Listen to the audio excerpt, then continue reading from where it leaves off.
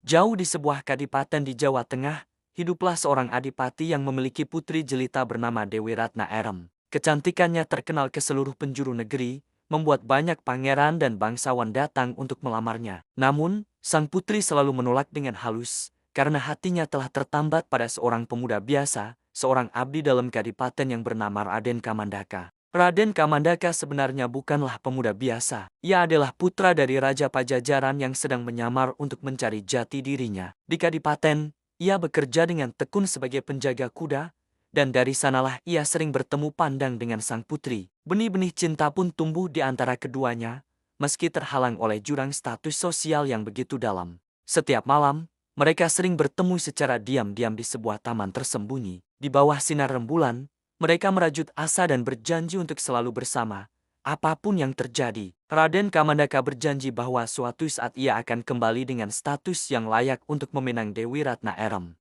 Namun, hubungan rahasia mereka akhirnya tercium oleh Patih Pulebahas, seorang patih licik yang juga berniat menikahi sang putri untuk merebut kekuasaan. Patih itu pun segera melaporkan hubungan terlarang ini kepada Adipati. Murka sang Adipati tak terbendung. Ia merasa nama baik keluarganya telah tercoreng. Tanpa pikir panjang, ia memerintahkan para prajurit untuk menangkap dan menghukum mati Raden Kamandaka. Dewi Ratna Aram yang mendengar hal itu menangis histeris. Ia memohon kepada ayahnya untuk mengampuni kekasihnya.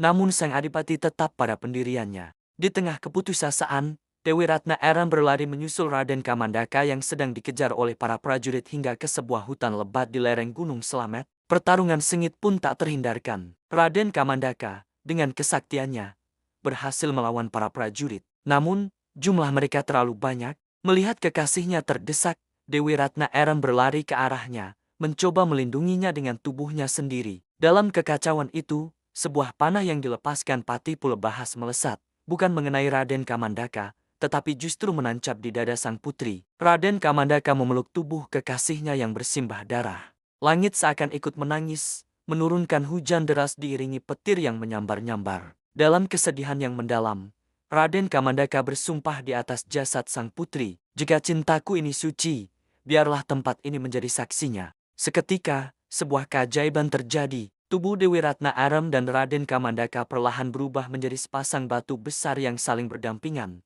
seolah tak terpisahkan. Mereka abadi bersama, sebagai simbol cinta sejati yang tak lekang oleh waktu.